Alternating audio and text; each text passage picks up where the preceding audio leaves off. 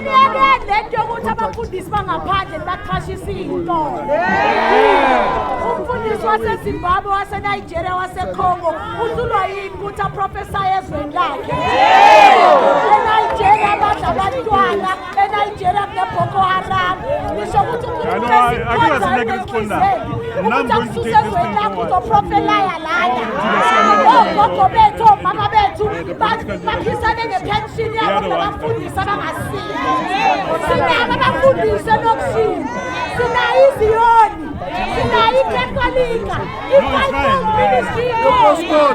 Aketshekela abazalwane benu amasonto ngamasonto wamazayizayi. Nithi akenimeni Brigade Bova sibuyelele emasimini lapho esikhonza khona. U-UBC sinika u-14 days, sinika u-14 days sikhathela amazayizayi nawo qhashisa